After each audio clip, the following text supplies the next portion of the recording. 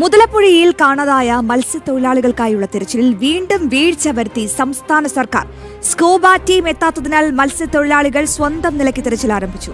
Scuba സംഘത്തിനായി മണിക്കൂറുകൾ കാത്തിരുന്ന ശേഷമാണ് മത്സ്യത്തൊഴിലാളികൾ ഷിജിനായുള്ള തിരച്ചിൽ തുടങ്ങിയത്. പുലർച്ചെ മുതൽ തിരച്ചിൽ ആരംഭിക്കുമെന്നായിരുന്നു മന്ത്രി CP ജോൺ നൽകിയ ഉറപ്പ്. വിവരങ്ങളുമായി ദിലീപ് കുറ്റിച്ചൽ ചേരുകയാണ്. ദിലീപ്, ഈ വലതുപക്ഷ സർക്കാർ അധികാരത്തിലേറിയതിനു ശേഷം നൽകിയ ഉറപ്പുകളെല്ലാം പാഴ്വാക്കാണെന്നുള്ള ഏറ്റവും പ്രധാനപ്പെട്ട വിവരമാണ് നമുക്ക് ലഭിക്കുന്നത്. പ്രത്യേകിച്ച് മത്സ്യത്തൊഴിലാളികളുടെ കാര്യത്തിൽ നിരവധി ഉറപ്പുകൾ നൽകിയിരുന്നു, അതൊന്നും പാലിച്ചില്ല. അതവിടെ നിൽക്കട്ടെ. പക്ഷേ ഇപ്പോൾ ഈ അടുത്തിടെ ഈ മഴക്കാലം ആയതിനു ശേഷം എത്ര മത്സ്യത്തൊഴിലാളികൾക്കാണ് ജീവൻ നഷ്ടമായത്? ഇപ്പോൾ ഷിജിന് വേണ്ടിയുള്ള തിരച്ചിലിന് വേണ്ടി സ്കൂബ ടീമിന് വേണ്ടി അവർ മണിക്കൂറുകളോളമാണ് കാത്തിരുന്നത്. പക്ഷേ ഇതുവരെയും ഈ സ്കൂബ ടീമിന്റെ മഷീട്ട് നോക്കിയിട്ട് പോലും സ്കൂബ ടീം എത്തിയിട്ടില്ല. എന്തുകൊണ്ടാണ് ഈ CP ജോണിന്റെ വാക്ക് പാഴ്വാക്കാകുന്നത്? എന്തുകൊണ്ടാണ് ഇത്തരത്തിൽ ഒരു വീഴ്ച വരുത്തുന്നത്? എന്തുകൊണ്ടാണ് സ്കൂബ ടീം കൃത്യസമയത്ത് എത്താത്തത്? ദിലീപ്,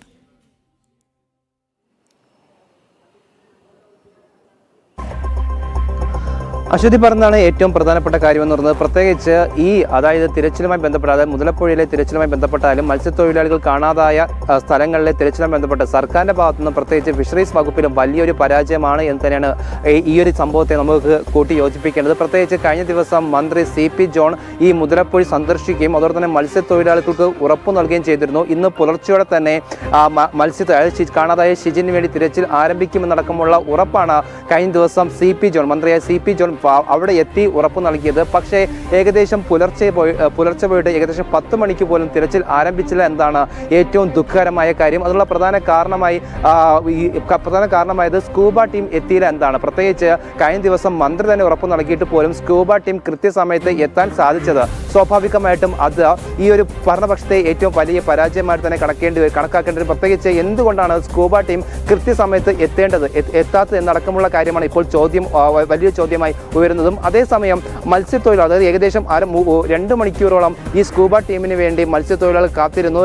അവസാനം ഗതികെട്ടാണ് അവർ സ്വന്തം കൂടപ്പിറപ്പിനെ അല്ലെങ്കിൽ സ്വന്തം സഹപ്രവർത്തകനെ കണ്ടെത്തുന്നതിന് വേണ്ടി ഈ ഒരു തിരച്ചിലിനായി പുറം കടലിലേക്ക് എത്തിയതും. അതോടൊപ്പം തന്നെ ഈ ഷിജിന്റെ ഭാര്യയുടെ സഹോദരി സർക്കാരിനെതിരെ രൂക്ഷ വിമർശനമാണ് ഉന്നയിച്ചത്. പ്രത്യേകിച്ച് CP ജോണിനെതിരെ അവർ വളരെ രീതിയിൽ പൊട്ടിത്തെറിക്കുകയുണ്ടായി. പ്രത്യേകിച്ച് കഴിഞ്ഞ ദിവസം മന്ത്രി വന്ന് ഉറപ്പ് നൽകിയിട്ട് പോലും എന്തുകൊണ്ടാണ് സ്കൂബ ടീം പോലും എത്താത്തത് എന്നടക്കമുള്ള വിമർശനമാണ് അവർ ഉന്നയിച്ചതും. എന്തായാലും സർക്കാരിന്റെ ഭാഗത്തും പ്രത്യേകിച്ച് ഫിഷറീസിന്റെ വകുപ്പിന്റെയും വലിയൊരു പരാജയമായിട്ട് തന്നെയാണ് ഈ ഒരു വിഷയത്തെ കണക്കാക്കേണ്ടത്.